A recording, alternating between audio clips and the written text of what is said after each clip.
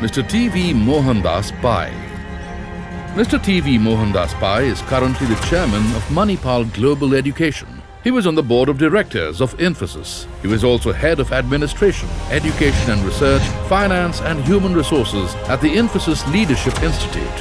Voted CFO of the Year in 2001.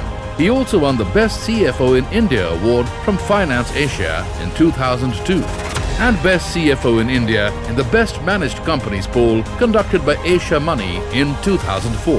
Mr. Pai believes that illiteracy and lack of education are the roots of social backwardness and has, as a result, worked extensively in the basic education sector. Ladies and gentlemen, please welcome Mr. Mohandas Pai to enrich us with his knowledge and thoughts. Dignitaries, members of IMA, ladies and gentlemen, students and friends. I'm very happy to be here at Indore to talk to you on a topic which I believe is going to impact all of us in a very significant manner over the next 10-15 years. And to understand what is happening on the world and how the world is changing so rapidly, we ought to go back at least 200 years in history to look at the last big disruption that changed the world. 200 years ago, or thereabouts, the steam engine came off a patent and that changed the world. Till the steam engine was invented in Great Britain, the world depended upon human muscle and animal power to build their own countries and to build civilizations. For the biggest and the greatest nations in the world were countries with large populations like China and India, because they depended upon artisans who create surpluses. The feudal economy, which depended upon land to create the bulk of its wealth. They fought battles and killed each other to take away the wealth of other countries and to trade amongst all of them. Those were the age of empires. Those were the age of great kings. That was the age of serfdom. And suddenly, you had this invention called a steam engine, which changed all that in a short period of time. What did the steam engine do? Steam engine heralded the age of machines. With machines came factories. And with factories came a new class of people who took leadership of the world. The trading class are the merchants. And these are the people who traded all around the world. We heard of Marco Polo trading between the East and the West. We heard of the Arab traders taking the spices from India all the way to Europe and to the places in Italy where the Renaissance started, particularly to Venice. We heard of the Spanish going to the New World and conquering the New World and taking back gold and silver. We heard of the Portuguese and the Spanish dividing the world based upon what the then Pope told them. We heard of all this, but they were very slow developments, and suddenly you had this machine come. What did the machine do? The machine could produce goods on the mass scale. It could reduce the cost of production and reduce the cost, and it could create jobs for a large number of people. And that development in 20 years changed the way the world used to deal with each other and change the economic balance of power. That led to the rise of Europe, great wealth coming to Europe, merchant classes coming, the deepening of democracy in a particular nascent manner, and also the exploitation of labor, which then led to socialism and Marxism, with Karl Marx and Engels coming out with their theories. But that one significant development meant the decline of Asia, the decline of China, the decline of India. And we must remember that, because in 1750, maybe 75, China, India made up 45% of the world's GDP. Right from the start of the Christian era, before that, China and India dominated. Europe was no longer there. But then, because the machinery started there, because Great Britain by that time had come to India and they were exploiting India, that led to the era of colonization, the subjugation of 60% of the world's population by colonial powers in Europe. That led to the expansion of Europe, and Europe became maybe 30-35% of world GDP. And it meant that Europe became rich, wealth flowed from India to Europe, wealth flowed from China to Europe, wealth flowed from South America and America to Europe, and that also led rise to the American Republic coming up, because the Americans fought against Great Britain with the colonial powers to get their freedom sometime in 1772, 1775. All right? What are the impact of all that? It changed the way the world was being run. Because once wealth came, urbanization started, the cities grew up, a new class of people came into being. Political power started shifting from the feudal landed classes to somewhere else. It led to a large number of people working in factories, a large number of jobs being created. It led to increase in the birth rate, a decline in the death rate, and a large population coming up too. It led to two great wars, right? In 1900, Germany had come up after unification from Bismarck and created a German republic, which was larger in terms of an industrial capacity than Great Britain. We have seen the rise of America by 1900, and Great Britain was at the peak of its power at that point of time. And then one small spark happened in Sarajevo, where Archduke Ferdinand was assassinated by an anarchist, and that triggered off the First World War. When the First World War started in 1914, there were cavalry, there were infantrymen, and the elite or the youth, the youth and the future of Europe got stuck in the killing fields of Flanders in the trenches. It led to 16 million people getting killed. And when the war ended, there were planes, there were tanks, there was mechanized infantry, mechanized troops going around. The end of the war in 1919 changed the entire empires that ran the world today. When the war started in 1914, there was the Austro-Hungarian Empire ruling a large part of Europe, which has been there for maybe 600, 700 years. There was the UK, the British Empire, which ruled the world as a colonial power. France had become a republic and then went back to becoming a kingdom and the republic. It was a very vague thing. And then you had the Ottoman Empire. From the 14th century onwards, the Ottoman Empire had become one of the largest empires, the center of the Muslim world, and the real caliphs. And the problem about ISIS and the caliphs goes back then, because the Ottoman Sultan were the caliphs of the Muslim world, because they took care of the two twin cities of Mecca and Medina. If you go to Istanbul and go to the palace there, you see a beautiful museum. You see the saddle with Prophet Muhammad rode. You see the sword of the Prophet. And you see a letter written by the Prophet to the emperors of Europe in which he said, convert to Islam or we are going to come and destroy you all. Some very incredible things are available there. So we must read that kind of a history. So at the end of 1919, in the eastern side, it led to the demise of the Chinese Empire, the rise of Sun Yat-sen, the rise of Republican government there after 100 years of warwarism, the rise of Japan as an empire which had repercussions 20, 30 years later, the decline of Russia which got defeated in Vladivostok when the Japanese fought them, and that was a very great event because for the first time after 200 years, an Asian power showed that they could defeat what was then supposed to be the biggest war machine, that was Russia. It led to the Bolshevik Revolution in 1917 because with the machine age came the exploitation of labor. You must read Charles Dickens to understand how this exploitation of labor led to labor laws and many things else, how it led to slavery, the abolition of slavery, and many things else which impact us today. But the Treaty of Venice, I think sometime in 1920, when the Treaty of Venice was done, the Treaty of Venice divided the world between Great Britain and France. It led to the creation of Palestine and the mandated territory. The Balfour Declaration in the British House of Commons led to the Jewish people coming there. It led to the Balkanization of the Ottoman Empire with all funny countries being done, Syria, Lebanon, the Emirates, Saudi Arabia, etc. So all the problems in the world today goes back to the Treaty of Versailles. And the Treaty of Versailles, Germany was asked to pay reparations. And that reparation Treaty of Versailles led to the repercussions which led to the Second World War. And those were very tumultuous years. It led to Kemal Atatürk coming and creating a republic in Turkey. So all the empires of the world, barring the British Empire, were all gone by 1919. There was a Soviet bloc, a communist bloc. There was the British Empire. The Americans had come up and become the biggest economy in the world because they didn't fight the war, but the war led to the creation of the industrial machine that America had at that point of time. It led to the Gilded Age, prohibition and all the nice stuff in America. And in the East, the Chinese had gone. They were in a state of rebellion till 1949 when Mao took over. And of course, the Japanese had become a strong country. The Treaty of Versailles led to hyperinflation in Germany, the rise of Hitler, and the beginning of the Second World War in 1939. Again in 1939, when the Germans went to Poland to conquer, the Polish came on horseback, on cavalry, right? And the Germans had the Blitzkrieg, where they had mechanized infantry which could move, I think, 50, 60 kilometers. The French had built a Maginot Line, and the Germans sidestepped the Maginot Line and marched to Paris and took over Paris again.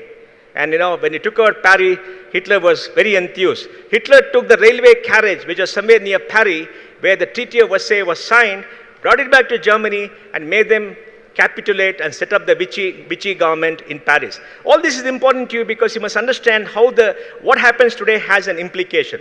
1945, the war ended, 60 million people were killed. The Russians had suffered the highest amount of casualties, and the Russian winter had destroyed Hitler, the biggest war machine the world has ever seen.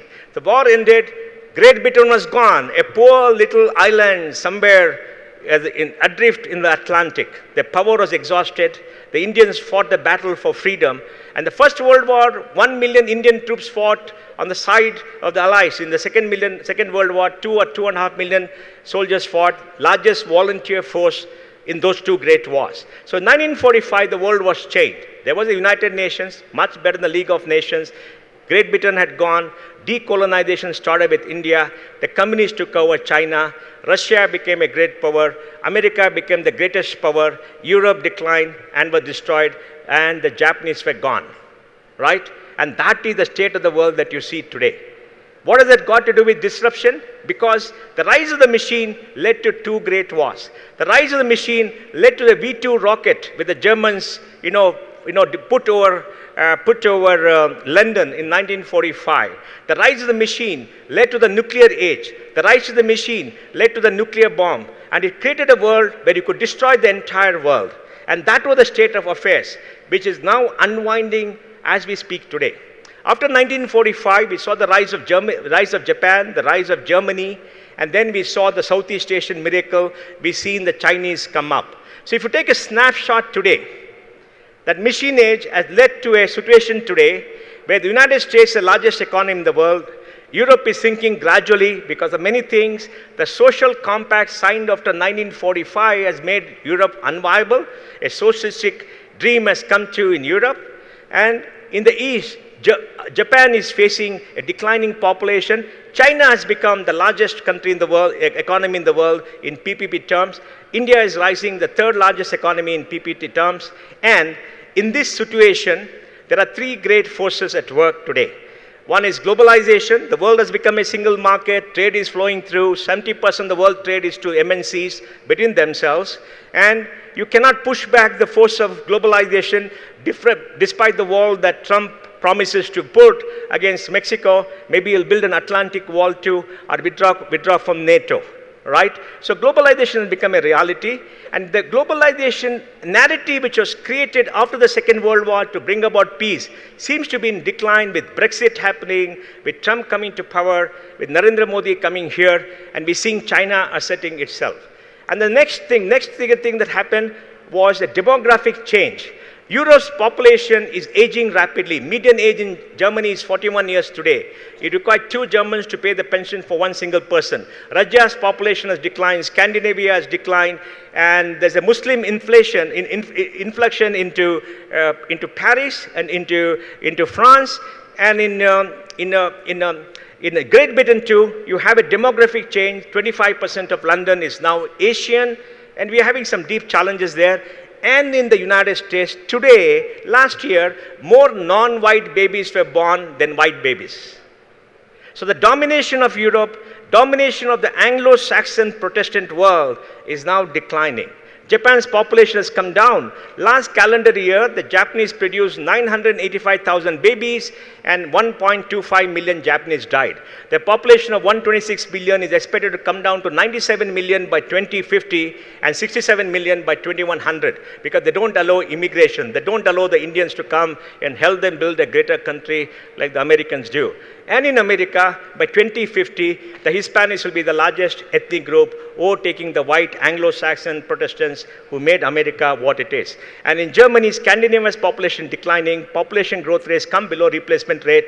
Italy, they're not producing enough babies despite the Pope telling them what to do, that they got to be busy at work. Africa's population is going up.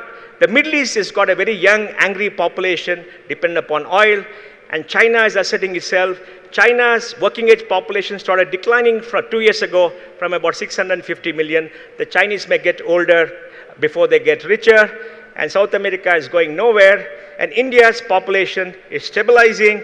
India could grow. And we are having a demographic nightmare, not a demographic dividend. We are in a big mess, which I'll explain to you. And in the midst of all this, the next great disruption is happening, which is going to change the world even more rapidly by 2030. And for that, that person there, the white beard, is responsible. We're going to make an example of him before I finish, all right? Now, what has happened in the last 15 years? In the last 15 years, we've seen the rise of the internet. What is the internet? The internet is a technology platform which has created a place where 7 billion people can come and interact to each other, get information for the first time in human history.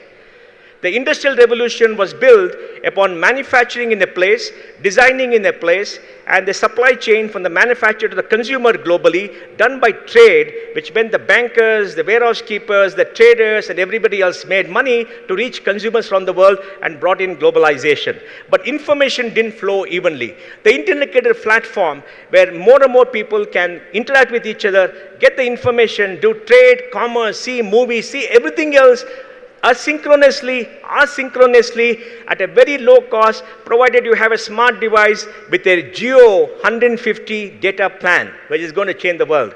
Today, for 7 billion people, we have 6 billion mobile connections. About 3.5, 4 million people are connected together. And this network impact has made sure that you can't restrain the flow of information. You can't stop democratization. You can't stop people coming together. And tyranny gets exposed instantaneously. And like Prime Minister Modi says, he's judged every single minute on Twitter with my friend Maruf Raza leads, and to his TV interviews too. He does some very interesting stuff.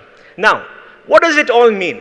Let me tell you the disruption that's happening in other areas because of technology. Because technology, the third leg of these three great events, is disrupting and changing the world. Look at the energy markets. Oil is a major energy source for the world, right? The world consumes 92 million barrels of oil a day. About 31 million barrels are exported from OPEC. 92 million barrels a day, 31 million barrels come from OPEC. Today, because of fracking technology in America over the last 10 years, America has opened its market, could become an exporter. In 1971, America shut down all exports of oil because of the oil crisis. Till then, America was one of the largest exporters of oil in the world. Now, because of fracking technology, where you drill down and then go horizontally, and you can get into small pockets of oil and gas all over the place and take it up, America's production has grown from 2 million barrels to something like 8 million barrels a day. So the $150 of oil price has come down to $35, now at about $55. And when they took up to $55 by removing 1.8 million barrels a day, it actually meant that the fracking industry is now coming up to balance. So cartels cannot run in oil anymore because of technology. A $6 trillion industry in oil has become a $4 trillion industry. And if you look forward, the places where oil consumption will come will be maybe India, China has peaked, Japan has peaked. So the oil industry is getting disrupted because of technology. But to add to that, a bigger change is coming. Last year in the energy markets, for the first time, last 2 years, there was more investment in alternate energy than coal-based power plants. Alternate energy is about 1% of the world's consumption. By 2030, it could become 30% of the world's consumption. That means solar energy, where you take the sun's rays, convert into electrical energy at 18% efficiency, going up to 24% efficiency, put into storage with Musk has built in the United States, and plug your car, is going to change the world. And when solar energy comes, become 30% of oil energy, coal becomes less useful. Coal creates smog in Beijing, and when coal becomes less useful, oil becomes less useful, and the oil and the energy markets becomes balanced. So today we are seeing the rise of electric cars. An electric car has 20 moving parts. An IC engine has 2,000 moving parts. An electric car costs $1,600 a year to maintain. An IC engine costs $10,500 to maintain. The Industrial Revolution was developed and pushed by the creation of the IC engine. Automobile industry is one of the biggest industry in the world after oil. 1 in 6 jobs worldwide is in automobile industry, and that is at risk. 100 years of the automobile industry is seeing a sea change because of an electric car. The electric car has become a piece of software. So you download the software and the car runs. And today on a single charge, you can go up to 300 miles in the United States. So storage is being built. Imagine a world where you have an electric car, the sun's rays are put up in your house, you capture the sun's energy, convert into storage, plug your car, and you get a power source. And the car can travel by itself through the autonomous cars. You can build software where the car can be told to come. So I'm dropped here by my car, the car goes away, parked somewhere, I call the car, it comes here. Why own a car? With Uber and Ola, the sharing economy, owning a car is going to be a problem. The millennials don't want to own a car. They go with Uber and Ola, or whatever it is in different parts of the world. They stay in Airbnb. They don't want to own any assets. Capital expenditure, CapEx is becoming OpEx. So we've seen the oil industry get disrupted. The energy markets get disrupted. The automobile industry gets disrupted. Last year, the world made 600,000 electric cars. This year, the world will make 1 million electric cars. By 2030, is expected 70 to 80% of the world's vehicles will be electric cars. The world makes 80 million electric vehicles. 21 million in China, 17 million in the US, 17 million in Europe. Japan makes 4.5, India makes about 3, and the rest of the world brings to the balance. Imagine if 70% of all the world's vehicles are electric cars. So the demand for oil comes down, demand for drivers comes down, unemployment is hit, lifelong, we can drive the electric car much longer, pollution could come down, and the auto industry gets hit. So disruption in oil, disruption in energy, disruption in the automobile industry. And in the energy markets, entire utility industry in America is a sell as per the analyst. The largest company in Europe, E.ON, has broken itself up into 2 companies.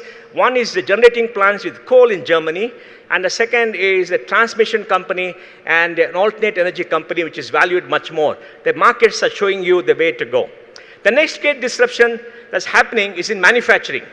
So far, in manufacturing, we had what is called reductive manufacturing. Reductive manufacturing is when you take a piece of ore, make it into iron, then carve out the part, remove the metal parts, and make it into a part and fix it together for the engine, right? Now we got 3D printing. In 3D printing, you can take metal powder, you can take plastic powder and create a part just by designing on the PC. So the huge centralized factories where designs were made, where there were mines and they came and they were all assembled, and Ford's assembly line came up, second industrial revolution came up with Ford, and all the nice things may decline in the future. And it may decline in the future because today you should be able to design a car in your house and get it from somebody from Bangalore and tell your neighbor to print it out. The machine will print it out. By 3D printing, they made aeronautical engines, they made racing cars, they made houses, they made parts of your skull, they made blood vessels, they made part of your liver, like some startup is doing in Bangalore. Possibly they'll give you a new heart and print it out, and body parts are also going to be made. They made chocolates, they made many things else. So by 2030, 30% of world manufacturing could be done by 3D printing, the cost of which is coming down. And I'm going to, and imagine a war, Maruf, when the tanks go, the tanks get blown up, you get a 3D machine coming at the back, 50 kilometers, they go on printing all those tanks, and the new stream of tanks come. No more ordnance, no more supply chain, no more all that mess. Just imagine, all that available with design. It's a very fantastic world actually happening in a very significant way. You're going to see the impact. So manufacturing is going to get impacted. Then, life sciences. What is the biggest asset you have, Kiran? The biggest asset you have is your life, right? We want you to live to be 150. So what can we do? Stem cell research. His heart is damaged, put stem cells, the cells grow back. His liver is damaged, well, it doesn't drink, we can grow up new parts of a liver. Your eyes don't see, you can get new eyes. Brains is difficult still, we don't know how it works. I'll tell you about what is happening in brain research. So stem cell research is expanding life. The world has more billionaires than ever. So billionaires will spend $20-30 million for one more year of life. So stem cell research, robotic surgery. Earlier you had a surgeon, you cut you up, opened it, saw your heart and did something, left a scissor there and you went away. Now you got robotic surgery where you take a 3D image of your entire torso and see what is wrong. And the robot makes an incision. You sit on the PC and it goes inside and it ties up, does something, and you're fine. You don't have to stay in hospital at all. It's actually working. Da Vinci, the largest company in the world, is doing that. So you got robotic thing. Then you got bespoke medicine based upon DNA. We got an investment in a company in Silicon Valley called Council, which has taken 1,500 tests and put into 2 different tests. We'll take a piece of DNA and test you out for all the ills that you could have. So if you're going to want to make a baby, you can see whether your DNA and your spouse DNA, if they come together, what kind of baby will come, whether you'll pass on some bad genes to give some diseases to your child. And if you see the diseases, maybe you change the DNA, get somebody's DNA and make a baby, or whatever you do. So you're having DNA testing, medicine given to you based upon your body. Today they give medicines based upon chemicals which are not good for you because the test, our body types are different. Now they could take a DNA and give you bespoke medicine. It is happening. And then they're trying to, the holy grail of medicine is cancer. What they're trying to do in the Silicon Valley to startups is that they're saying cancer is triggered when cells grow in an unregulated manner. They're trying to trigger the good cells to the fat cells by doing it to DNA and seeing what is the trigger that comes. And then brain research. How does the mind work? You've got billions of neurons. They create weak electrical current. The current goes to each other. Chemical reaction takes place and your brain works, right? And you, for example, love, anger are chemical reactions in the mind. Storage in the mind in random access memory because of these electrical impulses. So they're trying to put devices in the head to capture those weak electrical impulses and see whether they can drive impulses into your brain. They've done it on monkeys, they've done it on rats, and it actually works because you can trigger off changes by pushing in some electrical impulses. And imagine the world 15 years later when I can see what Maruf is thinking and I can push electrical impulses and control his mind, and then Maruf is on Times Now, whichever channel is, I can make Maruf speak what I want. Be careful. The Pakistanis can't do it, Maruf. They're way behind. They're all lie, okay? We are with you. We'll make you good. Don't worry. So these are happening in the brain. Brain research is the holy grail. And you're seeing it happening in the United States. And finally, the ultimate frontier, aging. How do you age? At the age of 30, your body cells start degenerating faster than they create. Till 30, your body cells keep on producing more. That's why when you see it, a cricketer, Sehwag could hit Shoaib Akhtar for a 6 or long off, right? A third man, because he could see the eye. Cricket is a game where the eye, the hand, and the leg have to work on unison. 150 kilometers he comes and bowls. You see it instantaneously, put the bat and go. When Sehwag was asked about the Lahore test, when he scored 245 or something, Sehwag ji, aap kya 300 karenge? He's a very simple man. There is no strategy. He doesn't think. He's instinctive. He said, Abhi main bahut thak gaya hu, kal subah sochunga. So if you believe all this strategy and everything is wrong. Rahul Dravid went to Australia, got bowled 4 times because bat and pad. Then he came back and announced retirement. Why? Because the eye slows down after 30. You start aging and your last reaction goes. Sachin Tendulkar in the end was a joke, right? He got out very fast. Last innings was a disaster. Kapil Dev was coming and floating the ball. You're just coming and throwing the ball. He couldn't run because it's too old. The body doesn't react. Now, you can do DNA analysis, find out what triggers the DNA to start aging and declining and reverse it. Let's say start aging at 30. If you reverse it to 50, till 50 years you'll be good. Maybe you can reverse it and live up to maybe 100, 120. So the rich are going to live longer, the poor are going to die earlier, and the rich are going to have the best medicine, and that disruption is coming in life sciences. Then the next disruption that is coming is in technology. In technology, Watson has beaten the best chess player in the world. The best Go player has been beaten by Watson. Huge capacity in technology has come up. The cost of capacity has come down. The world has got unlimited capacity in the cloud today. And because advances in technology, storage capacity is gone. Storage capacity is available. So you can crunch numbers, write algorithms to do things faster, and using all this, your ability to solve those huge complex problems in 10 days is very, very huge. And that has led to the creation of artificial intelligence. Artificial intelligence is an algorithm that you write to make sure that you're able to tie in many things to come and look at patterns and come out with solutions which can be done faster, right? Now we've got the building blocks for AI. AI companies are coming up as startups too. Machine learning. How do you train a machine to recognize patterns? How does an autonomous car drive? when a car, autonomous car is there, it drives by itself, what they do is they make the car drive for 200,000 kilometers in various areas, take all the camera feeds and put it into a program. It checks up the patterns and says, if you come here, you see this kind of a red light, you must stop. Right? If you come here and see this kind of a thing, you must turn left. It is able to recognize all the signs because all the data is put in. And based upon the data, they're able to find the pattern and do.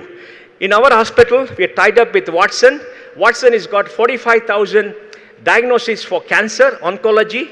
So the cancer specialist will make a diagnosis, put into Watson. Watson spits out a reply in 22 seconds. And the reply is 92% accurate. It can be 95% accurate because you can train machines. If you look at the movie Algorithm by BBC on YouTube, you'll find out that in Cambridge, United Kingdom, you have a screen in the Microsoft lab where you can go and press a button where there are movies, and if you press a button, the titles of the movies, 400 movies, shift right or left. Right what you like, left what you don't like. Because the more and more people press, you can check up the patterns that if you press this, what do you like? That is called machine learning. So artificial intelligence, machine learning, unlimited capacity is coming. Now you got the mobile. Imagine 6 billion people with a smartphone. The smartphone has got enormous capacity. You can do video, you can do text, you can do anything that you want, you can do query, you can do anything you want. And you can go and do it in any place. So geography has now become history. So technology is disrupting. But behind all this is the killer app, and that is financial services. Disruptive capital is changing. The world has $10 trillion of debt, which is at negative rates, because Japan is at negative rates in government bonds, Europe is got in Germany, and America is still got lower interest rates despite the Fed raising, right? With all these kind of a bonds coming, which is in negative, in Switzerland, if you put a deposit, you got to pay the bank. What happens is, enormous amount of liquidity is there because of all these QE, quantitative easing techniques where they printed notes. Now the money is being taken by the value types and put into all these startups. Enormous number of startups and innovation is coming. Innovation was 36 months, shrunk into 18 months today. And if it shrunk into 18 months, innovation gets accelerated in a very significant manner. And once you get accelerated significant manner, you get changes coming very, very fast all around the world. And capital is flowing, putting money into major areas, and that's why Arnab raised money. And Arnab is going to disrupt the media with the Maruf, right? So we're going to find many of the things happening all around the world with all these kind of startups led by disruptive capital. Today in the financial markets, Kiran, government bonds, bonds investment, GSEC has become almost zero. You get 1 or 2%. Fixed income has become like the earlier GSEC. Venture capital and equity has become like fixed income, and venture capital is becoming like equity because the force of money. So money is driving the world. Money makes the world grow, and that's changed the world. If you look at all this, what are we going to happen? The biggest problem is going to be jobs. Today, machines are doing jobs. Adidas shifted back his shoe factory from China to Germany, and everything is automated with the robots. Go to the Eicher factory and see how many jobs are there on the assembly line. Robots are doing the work. So the automobile industry is all becoming robotics and automated. Financial services getting automated because of robo-cops. You know, if robo-apps. If you go to financial services and say, I want a housing loan for 20 years at 8% interest, it'll go negotiate with all housing companies and come back and give you a product in 1 hour. You don't require to talk to anybody. So the entire system is being tied in with all this kind of artificial intelligence apps coming. In the auto sector, jobs are coming down because of electric cars. Drivers used to drive cars are gone. 1,500 kilometers truck drove by themselves in Germany. Now we're going to see in America, trucks drive by themselves without a driver on the highways because the driver can drive only 300 miles, cannot drive more than 4 or 5 hours at one single time. A truck can go 24/7. Don't need a driver.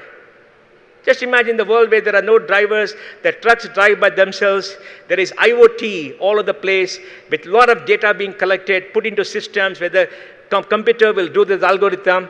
Then financial services, banking and everything is getting disrupted because the payment system is getting disrupted. Mobile apps are coming for loaning, for getting deposit, for security purchases, for transfers, for everything else. And all this happening.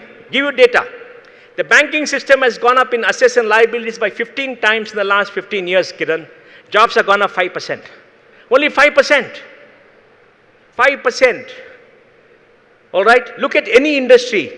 One reputed woolen textile company is automating his enough factory. Look at Foxconn. That 1.1 million Chinese girls used to work 12 hours a day, 6 days a week, and live in their residences in the hostels. Last year, 50,000 robots replaced 50,000 girls. Because the girls are coming and asking, I want to work for 8 hours and work-life balance, I want more money. They're actually asking for more money, like David Copperfield. If there's more money, the robot will come. They want to have 500,000 robots to replace 500,000 girls. The girls also don't want to work. They're going rich. And the less girls than boys, so become more valuable in their society, like hopefully they become in India.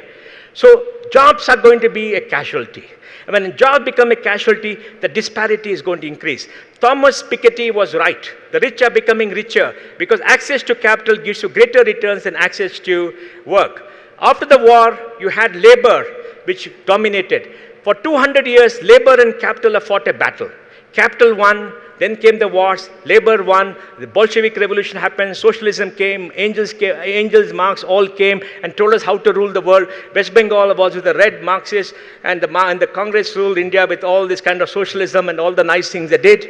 Now, after Reagan, after Thatcher, now with Trump, capital is winning back. And labor is on the decline. And Thomas Piketty says capital is going to get greater returns. And the ability to negotiate is gone because you can be replaced. Because machines have got intelligence. In the earlier area, machines had no intelligence. You required an operator to do everything else. Now with Industry 4.0, the fourth industrial revolution, machines will have intelligence. And when machines have intelligence, self-learning capacity, self-healing capacity, that means they can learn, recognize patterns, and become better and better and better. So you need PhDs in nuclear science, good software coders to write all the code, and the rest of them can go take a walk. That's why the world is talking about basic income. The idea the government should give income to every single person is come in our economic survey, though is beyond, we are 10 years behind the rest of the world. And in Switzerland, they had a referendum for basic income. They got 23% of votes. Votes didn't come because they said, if you give basic income, the Syrians are going to come and take it away. But sooner or later, the trend is going, government should pay people not to work because there are going to be no jobs. They want to pay 2,750 euros per month, 975 euros for a younger person in Switzerland. They're all rich societies. So jobs are going to be a casualty. The rich are going to grow richer, and things are going to become very, very difficult, and we don't know the future. Now, are robots going to take over and make a war? You know, Maruf, around the world, you know that they're actually discussing whether the robot should be in control of the war machine or you require a human being. Because going to war and killing somebody is an ethical issue. The world has started debating that.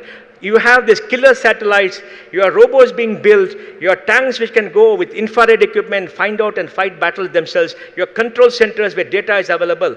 How did they take out Osama bin Laden? They had mapped it with satellites. They mapped all the information, they targeted, they take all the radio signals, and they do it. How do they find the drones 8,000 miles away from Nevada and hit those people in Waziristan just when they're coming out? How they're trying to find Baghdadi in Mosul or wherever he is hiding? And that is technology, because the world is getting connected with IoT and all kinds of devices. So jobs are going to be a casualty. The rich are going to grow richer. So what is going to happen to all of you students who are going to go into the job market? You've got to ask that question. Because many of us on the stage, we had a great working life, we got a little bit of money, and we can go for a holiday. And then you got to work it out in the next 30, 40 years. And that is a major problem which we have to debate our society. So I just want to end by saying, the next big disruption is right here. The world is going to change in the next 15 years. All the things we heard as science fiction when we were children is actually beginning to happen. And this change is going to have a profound impact at a time when the population is aging, population may decline faster, the rise of new nations, rise of new leaders, and rise of new ideas and innovation at a rapid pace. So it's going to be great fun for all of us to see for the next 15 years. Thank you very much.